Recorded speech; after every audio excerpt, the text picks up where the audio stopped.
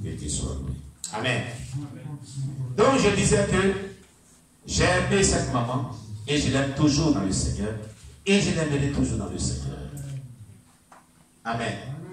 Elle a dit, il y a des personnes qui disent que ils ne veulent pas souvent être dans le dépouillement. Ils ne veulent pas vraiment confesser leurs péchés dans le public. Parce qu'elles ont honte, ces personnes, disons. Elles ne veulent pas tout ça parce qu'elles ont honte. Et maman Nassadi a dit, je voudrais avoir sur la terre la petite honte là. La petite honte là sur la terre, et puis c'est passagère. Que la honte éternelle dans le feu de la GL. Vous m'amenez. J'ai prévenu sur la terre, les gens disent, ah, voilà ce qu'il était, voilà tout ce qu'il dit. Donc, de toute façon, ils vont parler, et si je suis pour dans le Seigneur, ça va passer. Amen. Mais quand tu vas te retrouver en enfer, tu peux sortir de là-bas. Tu peux sortir de là-bas. D'accord. Donc, entre l'enfer et la honte sur la terre, pour que tu sois sauvé dans le paradis demain, dans cette vie, où il n'y a plus de mort, il n'y a plus de deuil, il n'y a plus de douleur, il n'y a plus de souffrance, vous pouvez suivre tes larmes et l'enfer, tu choisis quoi? La honte des hommes, vous ne pouvez pas avoir honte des hommes et finir ta vie en enfer. Je préfère choisir le ciel. Je préfère avoir la honte sur la terre et marcher dans la volonté de Dieu et renoncer à tout ce que Dieu dit de ne pas faire dans la Bible pour rentrer au ciel. Amen. Si tu es d'accord, moi, acclame le Seigneur Jésus.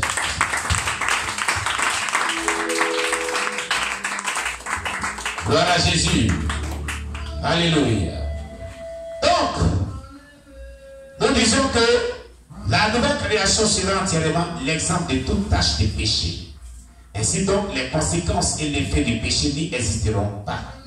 Il n'y aura ni mort, ni souffrance, ni peine, ni larmes, et non plus séparation d'avec Dieu. C'est ce que nous venons de voir.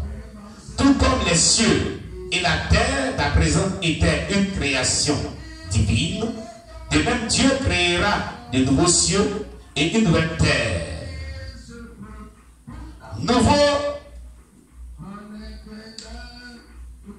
Nouveau du point de vue de la qualité et par rapport au temps. Nouveau du point de vue de la qualité. C'est-à-dire, les cieux qui vont venir remplacer ces cieux seront tellement purs, seront tellement glorieux, merveilleux, sans tache, différents des cieux actuels, lumineux, de la gloire de Jésus. La nouvelle terre dont parle la Bible sera très différente de cette terre qui est souillée, sur laquelle il y a eu beaucoup de sang qui s'est versé. Beaucoup de sang s'est versé. L'injustice, le mal, la mort a été trop sur cette terre. Dieu n'acceptera pas que quand il viendra, il va vivre cette terre avec les saints. Il n'acceptera pas ça parce qu'il est Dieu pur. On va remplacer cette terre par une nouvelle terre. Amen. Le ciel éternel, dans sa grandeur et dans sa sainteté, aura Jérusalem pour capitale, déclare la Bible. Et c'est là que Christ et tous les saints de tous les temps résideront pour toujours. Toutes choses seront effectivement nouvelles. Voici, j'ai fait toutes choses nouvelles, a déclaré la Bible. Ce sera la destinée éternelle des saints de tous les temps. C'est de cette place que Jésus a parlé en disant, dans Apocalypse, chapitre 21, verset 3, et Colossiens 3, verset 4. On va lire. D'abord dans Jean 14, verset 3. Il faut nous lire Jean, chapitre 14, verset 3. L'évangile de Jean, chapitre 14, verset 3. L'évangile de Jean, chapitre 14, verset 3.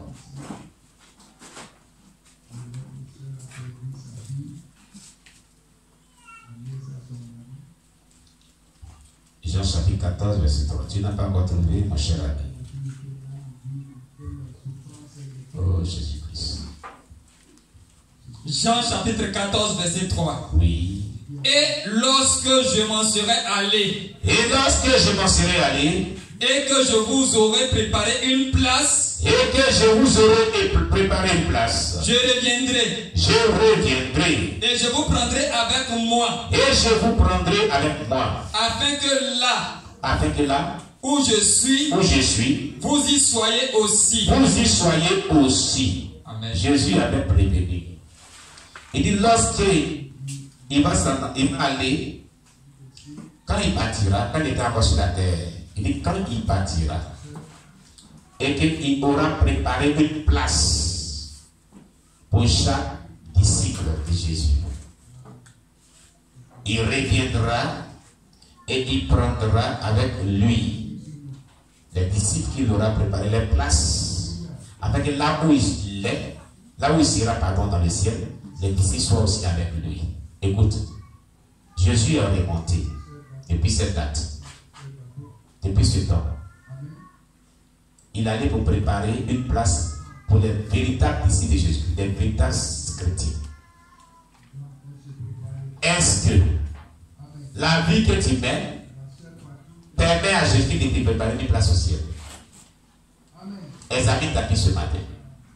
Parce que seront sauvés que ceux qui auront une place avec Jésus là-bas.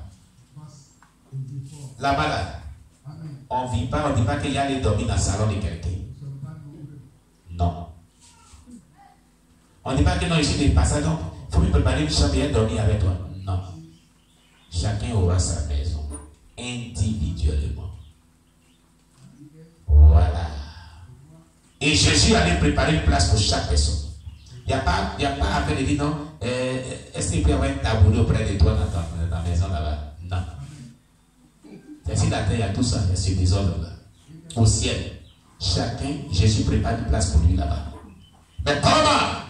Qu'est-ce que tu dois faire sur la terre pour que Jésus te prépare une place au ciel? Premièrement, il faut haïr le péché sur toutes ses formes. Tout ce que la Bible appelle péché là, il faut te débarrasser de cela. Dieu ne collabore pas avec le péché. Il dit je hais le péché, mais j'aime le pécheur. Comment c'est qu'il est là? Toi tu as ça avec toi. Et puis tu vas rentrer, il va te préparer une place. Tu vois ça comment? Tu vois ça juste? Hein?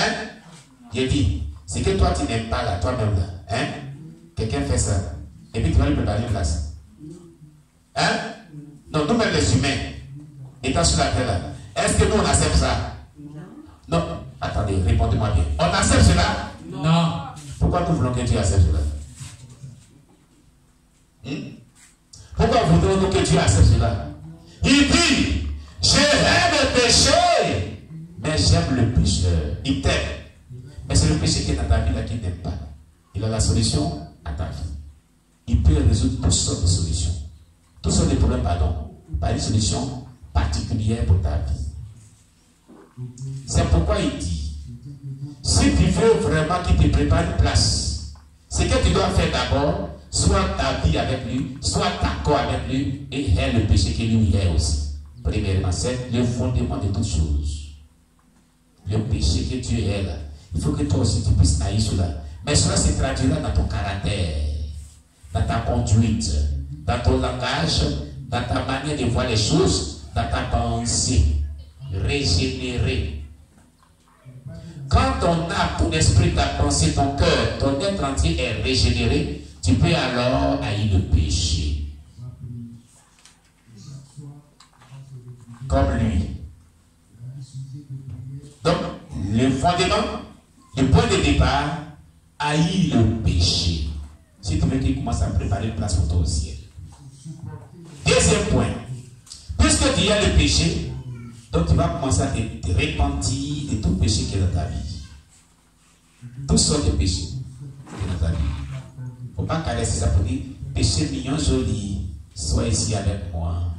Sois ici avec moi. Sois ici avec moi. Il ne faut pas le caresser. On dit de le haïr, toi tu le caresses. Dieu dit il faut le haïr parce que lui il le hait. Tu as dit non, pas vu tout péché mignon. Il faut rester ici. Je t'aime, je ne te hais pas. C'est ça veut dire. Quand tu as le péché avec lui, avec toi, disons, tu es en train de dire je t'aime, je ne te hais pas. sois avec moi pour toujours. C'est que si c'est un peu, un jour je vais te laisser. Tu sais quand tu vas quitter la terre? Tu sais quand tu vas mourir? Et les gens sortent de leur maison, puis ils sont morts. Est-ce qu'ils savaient qu'ils allaient mourir? Hein? Mais comme Dieu leur faisait grâce tous les jours d'être protégés, ils ont dit qu'il va me faire grâce aujourd'hui. Il sort comme habituellement, puis accident de parti. Il a eu le temps de se repentir. Directement, c'est l'enfer.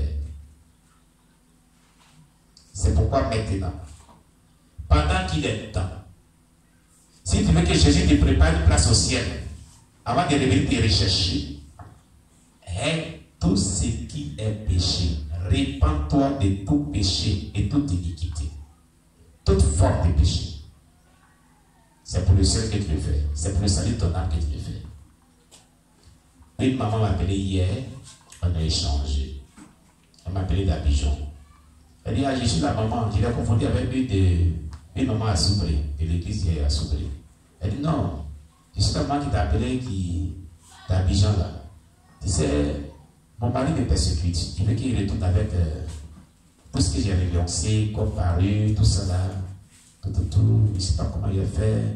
Mais moi, j'ai décidé de suivre la voie de Dieu. Je l'ai dépouillé. Il lui a dit, tu fais bien.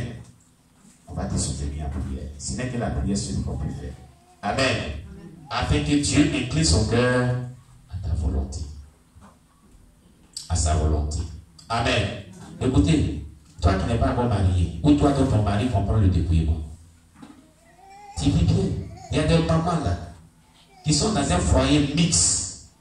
Vous savez ce qu'on appelle un foyer mixte? Monsieur n'est pas converti. Et toi tu es converti, tu es dans le foyer. Il va te fatiguer sur tous les plans. Ce que la bénédiction ne veut pas dire, c'est ce qu'il lui veut. Tu vas faire comment?